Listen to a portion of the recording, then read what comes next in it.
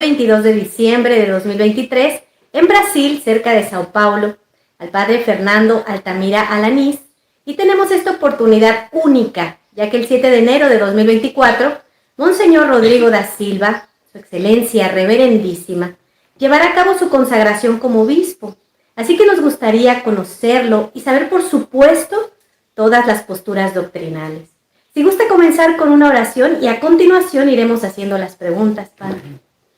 En nombre del Padre, del Hijo y del Espíritu Santo. Amén. Ave María, gracia plena, Dominus tecum, benedicta tui mulieribus, et benedictus fructus ventris tui, Iesus. Santa Maria, Mater Dei, ora pro nobis peccatoribus, nunc et in hora mortis nostre. Amén. Nuestra Señora del Santo Rosario, ruega por nosotros. San José, San Pío X, Ruega por nosotros. Santos ángeles de la guarda, Rueguen por nosotros. en nombre del Padre, del Hijo y del Espíritu Santo. Amén. Bueno, vamos a comenzar. Reverendo Padre Altamira, quisiéramos comenzar por conocer su edad, cuándo nació, de dónde es. Cuéntenos de su familia. Muy bien. Yo tengo 53 años, nací en 1970, tengo 53 años, nací en Argentina, soy argentino. Nací en la ciudad de Córdoba, que está en el medio del país, casi el medio geográfico del país, la segunda ciudad del país, aunque muy pequeña en comparación a Buenos Aires, tiene casi 2 millones de habitantes, y Buenos Aires y todo el área metropolitana tiene casi 20. Entonces soy de allí, del interior del país. Mi papá es abogado, mi mamá ama de casa, por lo menos en la actualidad, antes también trabajó. Somos 5 hermanos, yo soy el segundo. Somos 2 varones y 3 mujeres. Tengo una hermana mayor que está solo un año mayor. Y después sigue mi hermano varón que tiene prácticamente un año menos que yo. Después dos niñas. Nací en la ciudad de Córdoba. Estuve destinado como sacerdote, aunque creo que después vamos a hablar de sacerdocio, para introducir tal vez de la familia. ¿Y cómo fueron sus estudios antes de entrar en el seminario? Allí en la ciudad de Córdoba tuve la suerte realmente y la dicha. Mi mamá nos mandó a uno realmente de los mejores colegios de la ciudad, que además enseñaban latín y griego. El colegio Nuestra Señora de Montserrat, más conocido como Colegio Montserrat de la ciudad de Córdoba, dependiente de la universidad. Y era un antiguo colegio jesuita. Cuando los jesuitas lo expulsaron de España, tuvo distintos avatares. Los jesuitas eran los que regían este colegio y está pegado a la universidad y la iglesia de la Compañía de Jesús. Cuando los expulsan, estas instituciones, tanto el colegio como la universidad, van teniendo distintos avatares y terminan en manos del Estado después de la expulsión, pero tiempo después. Primero fue de los franciscanos, si mal no recuerdo, después de la curia y después pasó a manos del gobierno. En la época en que yo fui alumno ya estaba a manos del gobierno, pero todavía guardaba una buena educación, realmente tal vez de los mejores colegios de la ciudad. Y tuve la suerte y la providencia de que nos enseñaban latín y griego, que me podía imaginar yo en mi edad de adolescente, que me podía imaginar que iba a terminar siendo sacerdote, lo cual, bendito sea Dios, me dio una linda base, tanto del latín como del griego, que después con los años me sirvió. Y de hecho, Dios se vale todo, porque cuando yo por primera vez escuché que existían misas en latín, no me quiero equivocar, pero yo creo que estaba cursando el último año de la secundaria. En este colegio eran 7 años de secundaria, en Argentina lo común es que sean 5 años de secundaria, pero en este colegio eran 7 años de secundaria, y creo, si mal no recuerdo, yo estaba cursando el último año, el 7º año, y a través de un compañero vi un sacerdote con sotana, y me dijo, estos sacerdotes rezan la misa en latín, y a mí siempre me gustó el latín en el colegio, y yo dije, qué lindo una misa en latín, ¿cómo será una misa en latín? Y ahí recuerdo, fui las primeras veces, bueno, y la situación fue avanzando. Así fueron gracias en cierta manera a mi colegio. Algunos profesores de mi colegio eran feligreses de la Fraternidad San Pío X, yo no sabía, después lo supe. A través de mi compañero, que tenía justo en su casa visitando un sacerdote con sotana, un sacerdote de la Fraternidad San Pío X, así yo me enteré que existían misas en latín y empecé a ir. Esos fueron mis estudios de la secundaria y después estudié en la universidad de al lado, tres 13 años de mi vida pasaron en esos 100 metros de la ciudad de Córdoba, porque está el colegio aquí y al lado está la universidad. O sea, yo me salí, después de 7 años de secundaria, me salí de esa puerta y me metí en la puerta del lado durante 6 años más. 13 años de mi vida en esos 100 metros de ciudad que son muy queridos para mí. Inclusive cuántas veces habré entrado a la compañía de Jesús por los exámenes, a rendir para que me fuese, a rezar, perdón, para que me fuese bien en los exámenes. Y ya que estoy hablando de eso, después del colegio entré en la universidad, también era de los jesuitas, con el tiempo también terminó siendo del gobierno. El gobierno actualmente es el que maneja la universidad, antigua universidad jesuita, y estudié abogacía. Y abogacía, en esa universidad eran 6 años de estudio, yo los cursé entero, y cuando estaba terminando el último año de cursado, ya había rendido todas las materias, me faltaba una sola materia para graduarme, Historia del Derecho. No terminé los estudios antes de entrar al seminario, entré en el seminario en 1995, entré yo al seminario, y en las vacaciones después del primer año, tal vez en las vacaciones de un año y medio después, pude estudiar y aprobar Historia del Derecho y fui a rendir ya con sotana, que en cierta manera fue muy lindo. A mí, con la gracia de Dios, me parece muy importante poder dar testimonio. Entonces, que alguien con sotana vaya a rendir la última materia para graduarse, que fue Historia del Derecho, que finalmente la aprobé, la pude aprobar, y con posterioridad a rendir la última materia fue el acto de grado, la graduación, el acto de grado. Y para el acto de grado también tuve la dicha de ir con sotana. Además que me tocó la circunstancia de dar el discurso en el acto de grado, así que eso también estuvo hermoso o importante por el tema de poder dar testimonio como católico. Además, alguien con sotana que dijera unas palabras allí.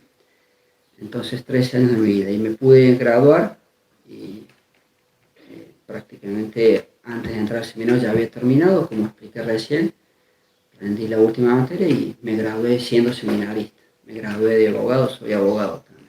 Bendito sea Dios. ¿En qué seminario estudió y cuándo, más o menos?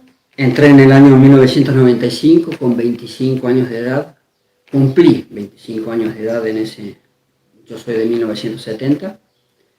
En el seminario de La Reja, Nuestra Señora Corredentora en Argentina, en las afueras de Buenos Aires, hay un pequeño pueblo que se llama La Reja, y ahí está el seminario. Por eso se le suele decir el seminario de La Reja, por el pueblo donde está. Entré en el 95, 6 años de estudio, y fui ordenado sacerdote en diciembre, el 17 de diciembre del 2000, allí en Argentina, en el seno de la Fraternidad San Pío X, por Monseñor Felé, Monseñor Bernard Felé, fui ordenado yo. ¿Dónde comenzó su labor como sacerdote? Apenas ordenado, mi primer destino, he tenido muy poquitos destinos, he tenido tan solo 2 destinos. Apenas fue ordenado, fui enviado a una de las ciudades argentinas importantes en el apostolado de la Fraternidad San Pío X, a Mendoza. Y ahí llegué como ayudante, si mal no recuerdo, 2 años después fui nombrado prior, fui nombrado superior allí, y estuve 9 años en total hasta finales del 2009. Y hacia finales del 2009 o principios del 2010, el superior de la época me dice que estoy trasladado desde Argentina, después de 9 años, a Colombia. Ese fue mi nuevo destino. Que ahí vale la pena aclarar algo. Colombia, injustamente, tiene muy mala fama internacional en la prensa, pero es un país realmente, es el gran desconocido, la gente no sabe lo que es Colombia, es el gran desconocido de América, de Hispanoamérica, y es un tesoro. La gente es el gran desconocido, la gente no tiene ni idea. Yo mismo, honestamente, estando en Argentina, cuando me designan a Colombia, dije, Colombia, narcotráfico y guerrilla, están esos problemas. Pero el país es muchísimo más que eso, y es el país, escuchen bien, es el país más católico de toda Hispanoamérica. La gente no sabe lo que es Colombia, es el gran desconocido. Al punto que en el seminario se le hacía una fama también, en cierta manera, merecida a México, pero entre seminaristas se nos decía que México era el país más católico de América. Y yo tuve la oportunidad de estar 3 veces en México, sin duda que es muy católico. Además, yo siendo argentino, cualquiera es más católico que Argentina. Tristemente, Argentina, en el tema de nuestra santa religión católica, anda muy mal, en la generalidad. También hay mucha gente buena y muy católica, pero oíamos eso y cuando uno llega después a Colombia es, por decirlo de alguna manera, 10 veces más católico que México. Realmente, sin ninguna duda, es el país más católico de toda Hispanoamérica, el que ha guardado más catolicismo. Sin duda que estamos todos destruidos en esta crisis, pero el que más catolicismo guardó ha sido Colombia. Al punto que tengo un compañero sacerdote, el padre Pío, que trabaja conmigo allí en Colombia, y él es mexicano, él es de Guadalajara, y él concuerda al 100% que realmente Colombia es claramente más católico. Por eso es el gran desconocido, la gente no sabe lo que es Colombia. Cuando uno llega, al ver toda esa gente tan interesada en el catolicismo, con tanto corazón todavía para Dios, uno se enamora de la gente realmente. Los colombianos merecen mucho y es el pueblo más interesado todavía en Dios y en la Santísima Virgen, lo cual para uno como sacerdote es un estímulo enorme. Yo digamos así, me siento como que es realmente mi segunda patria, dispuesto a ser enterrado allí. Ya tengo tumba, inclusive comprada en Colombia. Es realmente, y bueno, fui designado para empezar en el 2010, llegué en marzo del 2010 en Colombia, y actualmente ya voy a cumplir 14 años, muy poco en Colombia. Antes de entrar en toda esta parte doctrinal, ¿cómo es que conoció a su excelencia reverendísima Monseñor Rodrigo da Silva? Cosas de la providencia. Nosotros, tal vez ahí yo tendré que hacer todo un relato del trayecto que yo he tenido. Como dije recién, empecé en el seno de la Fraternidad San Pío X, hacia el año 2012, que todos vimos más claramente, o muchos vimos más claramente todo ese movimiento de los superiores de la Fraternidad San Pío X para la época, Monseñor Felé queriendo dirigirse hacia esta falsa iglesia moderna que han creado, que no es la iglesia católica, que han creado con el Concilio Vaticano II, y esas afirmaciones tan graves a favor de los sacramentos modernos que tienen tantos problemas de invalidez. Varios sacerdotes vimos esos problemas y a través de los hechos que se iban sucediendo entendíamos que la cosa se iba poniendo grave, digamos así. Finalmente, cuando yo decido salir en enero del 2014, salgo de la Fraternidad San Pío X teniendo una confianza muy grande. Yo, honestamente, yo lo admiraba a Monseñor Williamson, tenía muchas esperanzas en él, creía para la época que iba a ser realmente un obispo que iba a mantener la lucha católica y la defensa de nuestra santa religión con la doctrina, y teniendo una gran confianza hacia él, salgo de la Fraternidad San Pío X a finales del 2013, comienzos del 2014, y me pongo un poco a las órdenes de Monseñor Williamson, de la así llamada Resistencia. Actualmente está Monseñor Williamson allí, Monseñor Ford, Monseñor Tomás de Aquino, que está aquí en Brasil, y Monseñor Celdejas, que está en Estados Unidos. Más con el tiempo termino dándome cuenta que ese grupo, sobre todo en sus líderes obispos, digamos así, era prácticamente lo mismo que Monseñor Felé, sostenían prácticamente las mismas cosas que Monseñor Felé, y por lo tanto había errores que no se podían admitir.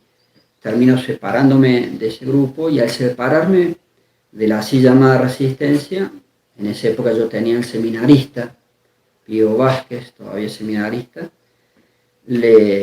al tomar una decisión así le comento que deberíamos estudiar en la máxima profundidad posible los problemas o las acusaciones en torno al sedevacantismo y ver si eran tales o no. De hecho, yo cuando era seminarista, aún siendo sacerdote, nunca tuve una actitud adversa hacia esa postura porque sabía que santos la habían enseñado. Entonces, aunque no sabía mucho, en la fraternidad no se enseña el tema, tan solo como argumento de autoridad se nos dicen que eso es malo. Y para un buen espíritu católico, sin duda que está bien confiar en los superiores. Lo que pasa o lo que ocurre es que a veces las cosas no son tales. Pero ese primer movimiento de hacer confianza a los superiores es plenamente católico y es lo correcto. Tanto un laico, un feligrés aquí en Brasil, tiene que hacer confianza a sus superiores religiosos o los sacerdotes o los obispos. Y en el caso mío como seminarista hacía simplemente confianza, aunque no conocía el tema y no nos enseñaban y no se enseña el tema. Si realmente fuese malo, se tenía que enseñar y refutar. Bueno, no se enseña y simplemente como argumento de autoridad se nos dice que es algo malo. En actitud buena, uno hace confianza a los superiores, listo, uno dice es algo malo. Pero en estas circunstancias correspondía sacarse la duda y estudiar a fondo el problema, y así hicimos con el Padre Pío. No recuerdo en este momento si 6 meses sin parar o hasta 8 llegamos, no recuerdo bien. Tratamos de estudiar y leer prácticamente todo lo que se había escrito. Suspendimos las clases, me acuerdo con el seminarista Pío Vázquez, o prácticamente no dábamos clase y nos dedicamos a estudiar el problema, entre comillas, del sedevacantismo para sacarnos la duda si es una postura correcta o no. Y después de estudiar, por supuesto que la verdad existe y Dios existe, nos dio luces para ver que realmente es la postura correcta. Después de habernos sacado la duda, inclusive las acusaciones contra Monseñor Tuc en cuanto a la invalidez de sacramentos que pudiesen venir de esta línea. Y ese es un punto importantísimo, porque si íbamos a ver de tal vez conseguir una ayuda con algún obispo que tuviese que ver con la así llamada línea de Monseñor Tuc, teníamos que sacar una duda si eso es válido o no, porque las acusaciones existían.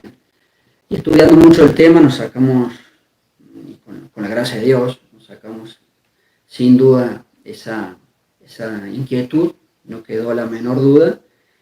Y una vez que nos sacamos la duda intelectualmente, decimos, bueno, ¿a quién pedimos ayuda? Y entramos a ver los distintos grupos y ver con quién podíamos contar o intentar un contacto. Y finalmente, tal vez el más fácil, y que Dios permitió que por ese camino se abrieran las cosas, era el grupo de Monseñor Morelo, que en paz descanse, el cual, primer punto en común, había sido también miembro de la fraternidad San Pío X. Los dos pertenecimos a la misma congregación religiosa, Monseñor Andrés Morelo. En segundo lugar, es argentino, yo soy argentino, eso facilita. En tercer lugar, seguía viviendo en Argentina. En cuarto lugar, teníamos algunos amigos en común. Y con un amigo en común, un antiguo feligrés de la fraternidad San Pío X, yo me comunico telefónicamente con este laico y le digo que me presente ante Monseñor Morelo, o por lo menos sirviera como una referencia para saber de mí ante este obispo, porque no nos conocíamos personalmente. Él había sido director del mismo seminario donde yo estudié, pero para la época lo habían trasladado a otro lugar y cuando yo estudié, el director del seminario fue el padre Dominique Lagnon, francés, pero tenía referencias de él y estos contactos con personas en común.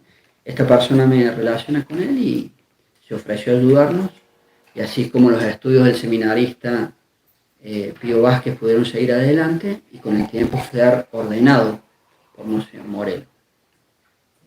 Pasa el tiempo, usted me preguntaba por Monseñor Rodrigo da Silva, y nos coge a todos esta pandemia mundial, y Monseñor Morelo, por su estado de salud y por las dificultades para viajar, el tema de las vacunas, los cierres de frontera, etcétera, etcétera, me dice que él no podía viajar. Sobre todo, no solamente por la pandemia, sino también por sus problemas de salud. Tenía problemas cardíacos y de hecho murió por un ataque al corazón.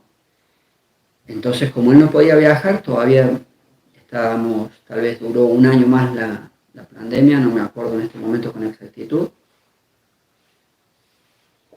Y ante la eventualidad de que él no podía viajar, otro de los feligreses había conocido aquí en Brasil, de mis feligreses, al entonces padre Rodrigo da Silva, y para la época, después de haberlo conocido, pasó un cierto tiempo, en este momento no recuerdo con exactitud, llega la consagración episcopal del entonces padre Rodrigo da Silva, y a través de este feligrés habíamos tenido un contacto. Por otro lado, por otros temas sacerdotales, yo había tenido tal vez 2 llamadas, no sé si 3 telefónicas, para hablar de otros temas de sacerdotes o ciertas informaciones que necesitábamos.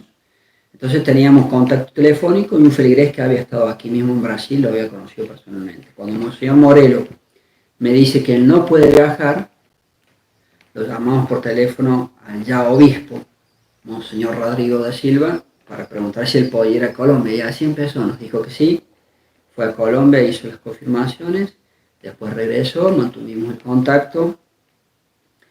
Luego, a través de unos feligreses, y él mismo me invita al Congreso Sede Vacantista que hubo aquí en Brasil en octubre del año pasado para que dé unas conferencias sobre el rito moderno de sacerdotes modernos y el rito moderno de obispos modernos en el Congreso Sede Vacantista. Allí viajé. Para la época, los fieles habían preparado un texto con firmas, creo, no sé si llegaba a 450 firmas, no sé, tenemos unos 600 fieles allí en Colombia, pidiéndole que si él aceptaba consagrarme obispo, por toda la importancia que ello tiene, y Monseñor Rodrigo accedió en octubre del año pasado. Sin embargo, no había fecha, y bueno, todos sabemos los distintos problemas que iban surgiendo, y tenía para la época conversaciones con Monseñor Maguire o con el futuro Monseñor Maguire, perdón, ya estaba consagrado, para ver la posible fecha. La fecha finalmente se dio y la conocemos el 7 de enero. Esa es la forma como conocí a Monseñor Rodrigo. Después regresé, a Brasil para ayudar en el apostolado y conocer un poquito el apostolado aquí. Regresé en enero de este año. En esa época, con el Congreso Sede Vacantista, conocí la zona de influencia de San Pablo, el seminario en Chuquicamata. Después fuimos al Congreso Sede Vacantista, que fue en la ciudad de Curitiba, gracias, en la ciudad de Curitiba. Luego regresamos a esta zona cercana a San Pablo, me regresé a Colombia, en enero regresé para conocer la otra zona de influencia del apostolado de Monseñor Rodrigo, que es Río de Janeiro, y allí tiene las instalaciones del nuevo seminario o convento de las hermanas en Sapucaia, en la zona cercana a Río de Janeiro. Eso ha sido más o menos mis relaciones y mis viajes a Brasil. Respecto de la salida de la fraternidad, ¿qué errores de doctrina notó ahí para salir? Los errores de doctrina fueron todo ese acercamiento a esa falsa iglesia y algo que impactó mucho en mi espíritu ha sido la manifestación de la validez, de la supuesta validez de los sacramentos modernos. Eso nunca se había visto.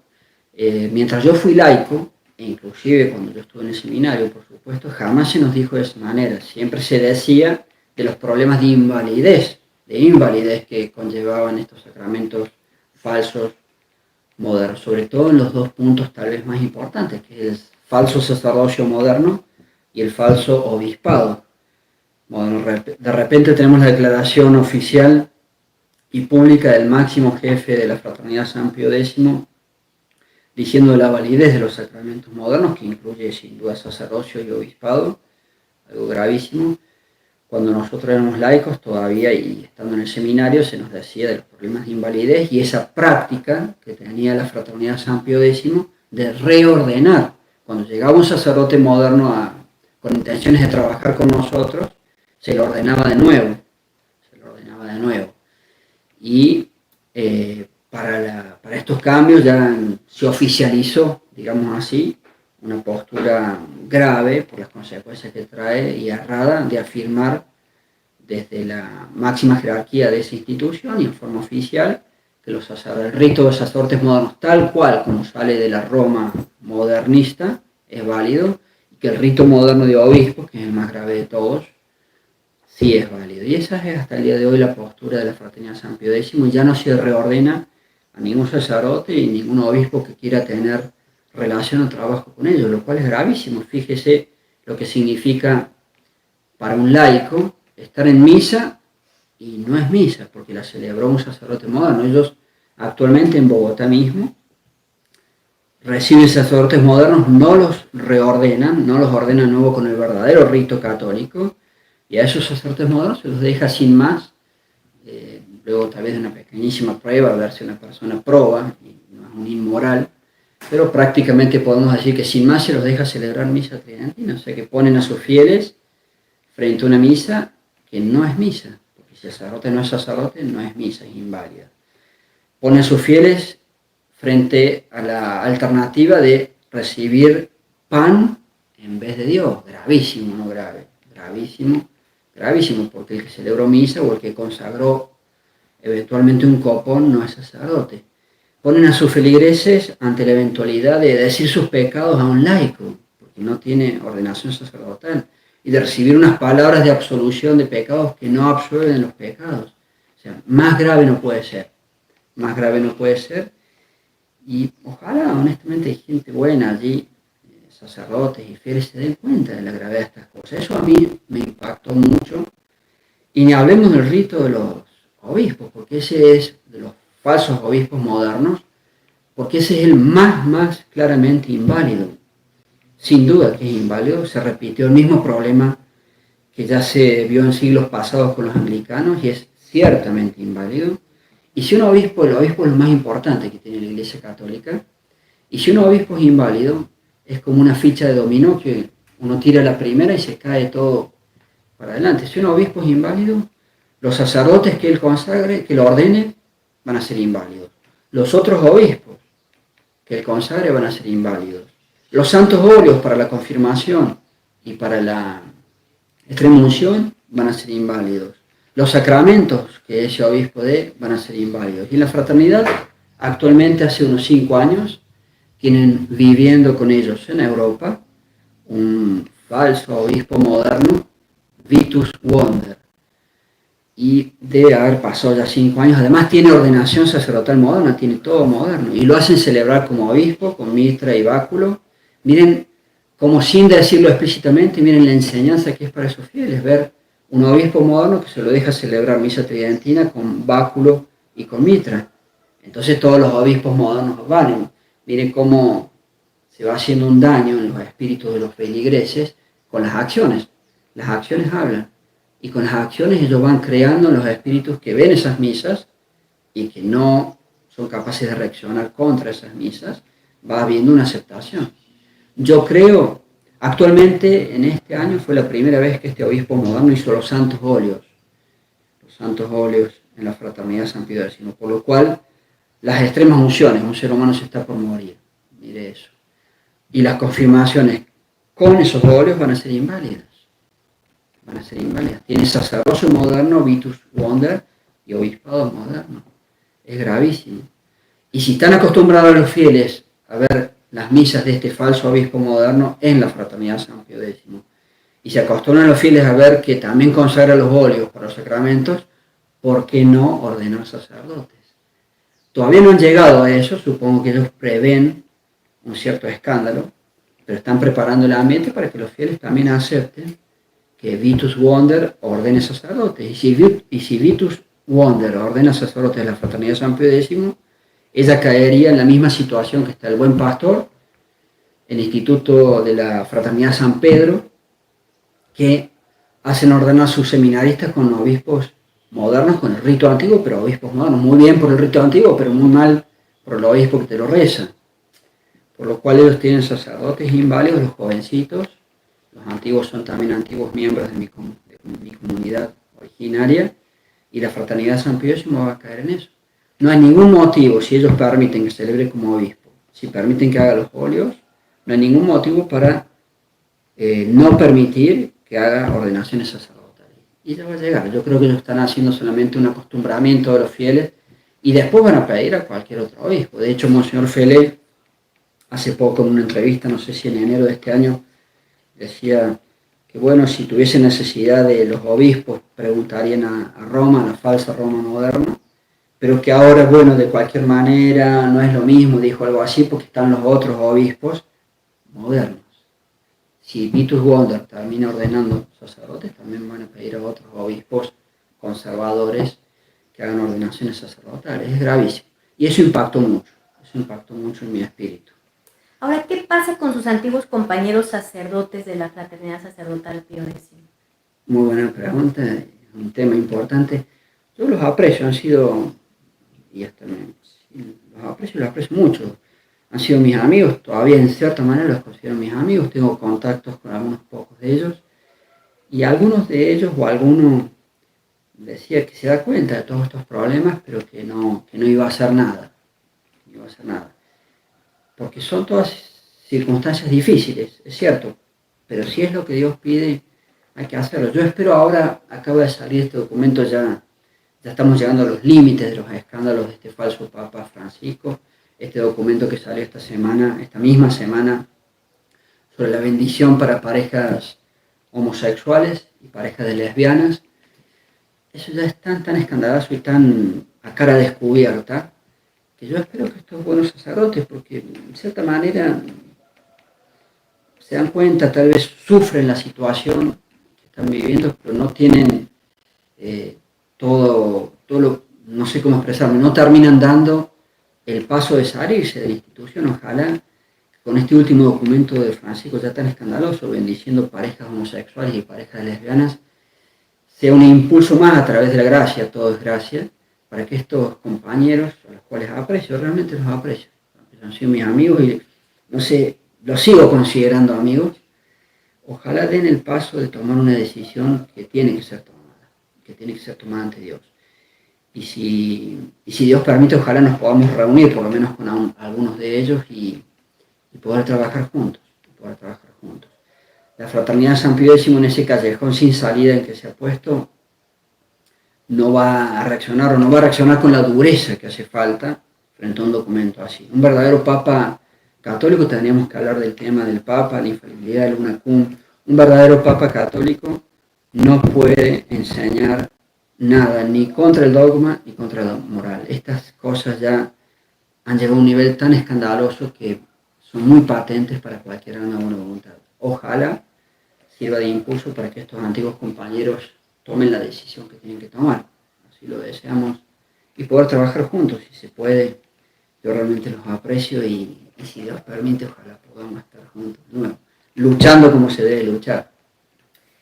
Hay dos artículos que hablan, por ejemplo, el de los dominicos de Abrillé y el del padre Álvaro. ¿Qué nos podrá decir al respecto? Sobre este tema de los obispos modernos, en su momento siempre en el ámbito de la Fraternidad San Pío X, los dominicos de Abrillé en Francia, que ahora están con el grupo de la falsa resistencia de Monseñor Williamson, Monseñor Ford, etc. Pero para la época estaban todavía vinculados como amigos de la Fraternidad San Pío X y siempre fueron como el máximo hito intelectual.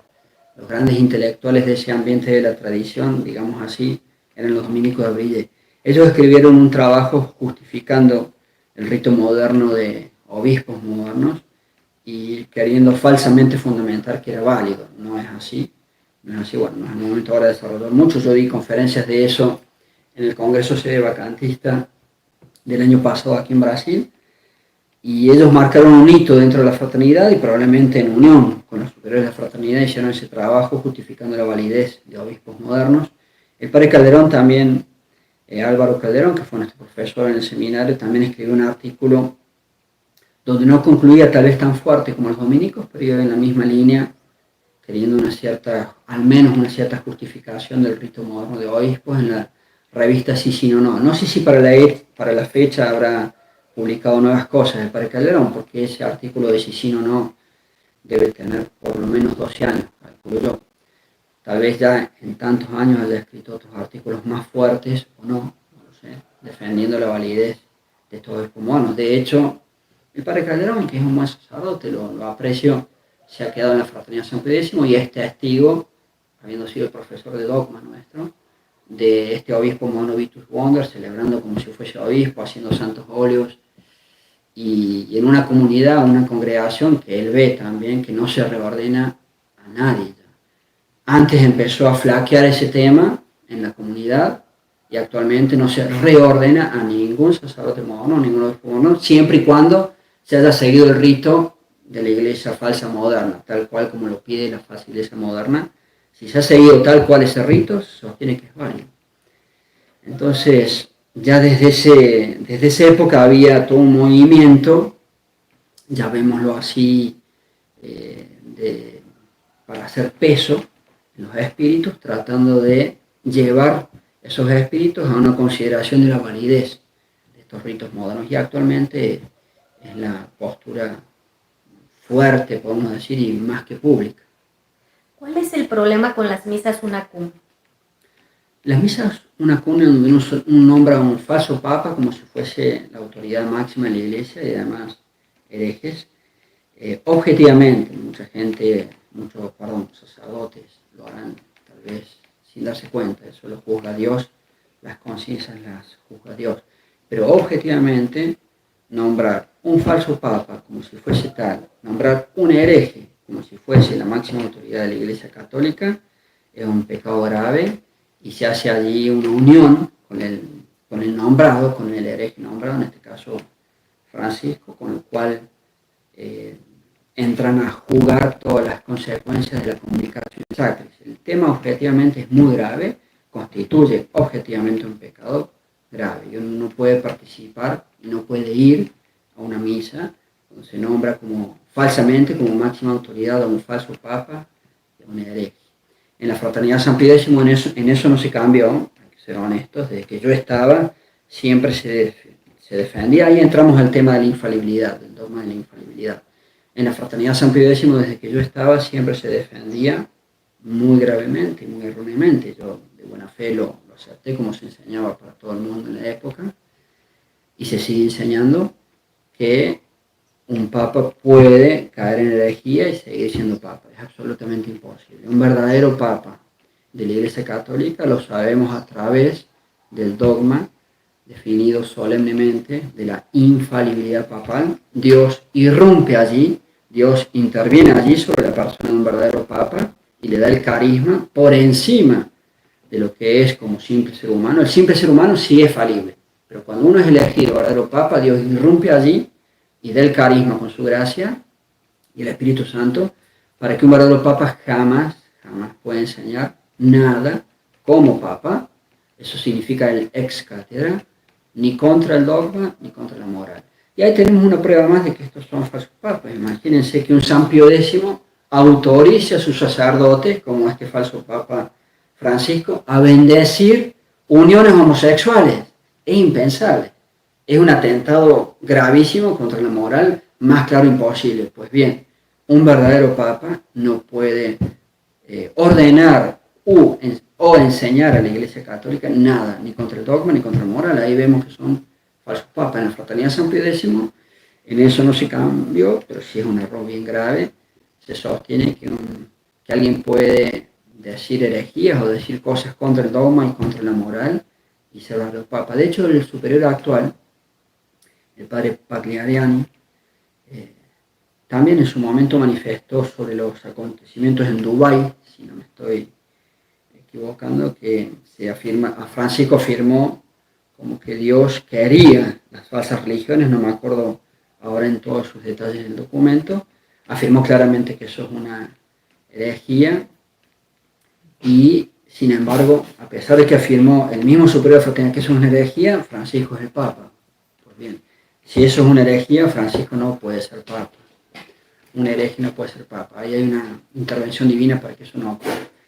Y es un tema grave, porque en definitiva las conciencias las dejamos para Dios y yo presupongo la buena fe de muchos compañeros, pero afirmar que un verdadero papa de la Iglesia puede enseñar cosas contra el dogma o la moral, pueden ser herejías, es hablar contra el dogma. Y todos los sacerdotes sabemos la gravedad que significa hablar contra el dogma. En fin. Finalmente, para concluir esta maravillosa entrevista, Su Excelencia Reverendísima Monseñor consagrará 2 obispos este 7 de enero de 2024. ¿Es suficiente para el tamaño de apostolado que hay en estos países? Es una muy buena pregunta porque es una de las críticas que ha circulado en el internet. Por supuesto que no es suficiente. Sin duda que una consagración episcopal se tiene que hacer con mucho cuidado y ver realmente qué sacerdote es el adecuado para ello. Más en cuanto a dar una visión de la realidad que tenemos enfrente de nosotros, yo creo que la postura de Monseñor Rodrigo sin duda que es correcta y la visión apostólica de ayudar en el apostolado que él tiene detrás de una consagración episcopal es la correcta.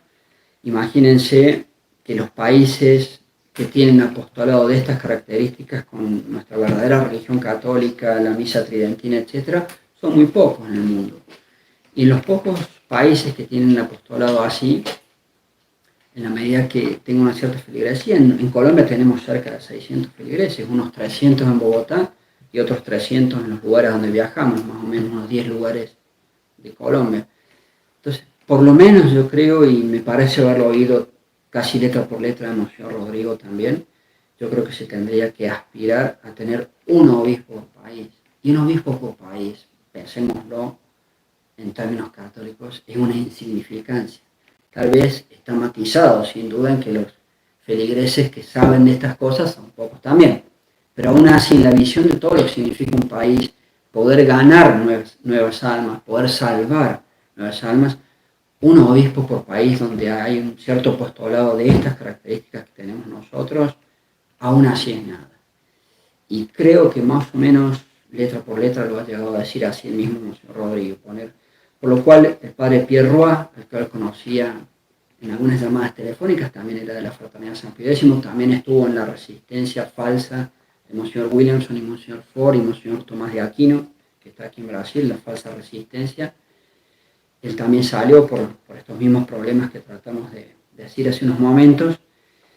Viviendo en Canadá, Canadá es un país gigantesco, que Canadá pueda tener un obispo, semejante país, católico de verdad, para hacer bien y hacer progresar y difundir el apostolado y difundir el catolicismo, una gracia de Dios.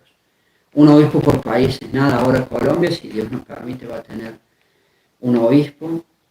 Colombia es un tesoro, ese país, el país más católico de toda Hispanoamérica. Y todo aquello que hace crecer automáticamente un obispo. Por el solo hecho de tener un obispo en un país, él ya puede ordenar sacerdotes en el futuro, cuando esté por morirse, etcétera, etcétera, consagrar un sucesor, consagrar a otro obispo, etcétera, etcétera. Entonces, casi que automáticamente uno pone un obispo en un país y todo crece más. Es imposible que no crezca más. Entonces, que Colombia, que tiene mucho apostolado, que Canadá, que es un país gigantesco y ha sido antes un hito del catolicismo, pueda tener un obispo católico, una gracia de Dios enorme. Yo desde el primer momento que yo sabía que era un candidato a ser consagrado obispo, el padre Pierre Roy, en un primer momento me dije en mi interior, y así lo hice, tenía que impulsarlo mucho Monseñor Rodrigo a que lo haga realmente, aún desde antes de los problemas con Monseñor Maguire, porque el padre Roy existe como candidato de obispo desde la misma fecha más o menos que yo, desde octubre del año pasado. Entonces, más de una vez yo le dije a Monseñor, y internamente lo quería hacer, era consciente, empujarlo a Monseñor Rodrigo para que Canadá pueda tener un país, porque es muy importante. Y es nada, un obispo para todo un país, con todas las almas que eso implica. Y ojalá las almas que uno pueda ganar. Monseñor, hay que hacerlo, pero un obispo para Canadá igual es casi nada para semejante país. No puede ser que Canadá no tenga un obispo. Siempre intenté empujarlo y en el mismo espíritu, Monseñor, ya estaba la idea de hacer un obispo para Canadá. Pero internamente yo siempre quise empujar para que eso se dé. Y después de ese distanciamiento triste como John Maguire, Monseñor Rodrigo, porque en principio se iba a dejar para más adelante la consagración de Canadá, y Monseñor Maguire quería viajar a Canadá. Después de ese distanciamiento de Monseñor Maguire, Monseñor Rodrigo no lo dudó y creo que inmediatamente, ahora no me acuerdo en sus máximos detalles, ya decidió hacer un nuevo obispo.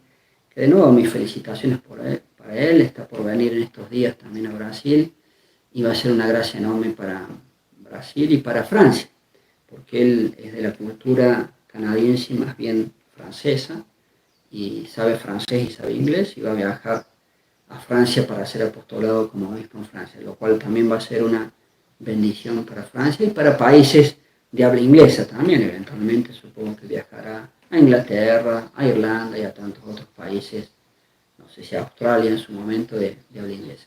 Una enorme gracia, muy importante, y volviendo a la pura literalidad de su pregunta, un obispo para un país es lo mínimo que podemos hacer. en todo lo que significa un país con tantas circunstancias que lleva cada país, es casi una nada. Y siendo tan poquitos los países que sí tienen apostolado así, creo que es un gran hecho católico poner un obispo allá adentro. En este caso los agraciados han sido Colombia y Canadá. Y muy feliz, y quiera Dios llenar de dones con su gracia a estos países a partir de ahora. Pues le damos gracias a Dios por Monseñor Rodrigo da Silva, que pues va a dar estos regalos tan grandes a Canadá, a Colombia y al mundo, y que su apostolado de grandes frutos, Padre Altamira, que sea un gran obispo, que siga dirigiendo ovejas como lo ha hecho hasta ahora, que en verdad lo ha hecho muy bien. Nosotros que somos de México, pues llegamos al sedevacantismo precisamente por una de sus conferencias y por la inmensa disposición que tiene Monseñor Rodrigo da Silva. Eso es algo admirable que yo no he visto nunca en otra persona como él. Es tan dispuesto. Usted mismo lo comenta en la entrevista cuando usted llamó que fuera a Colombia, él nunca lo dudó. Es un hombre que trabaja arduamente y que está luchando por nuestra iglesia. Ojalá que todos nosotros sepamos apreciarlo, valorarlo, sacerdotes, obispos, y darle siempre el apoyo que él se merece.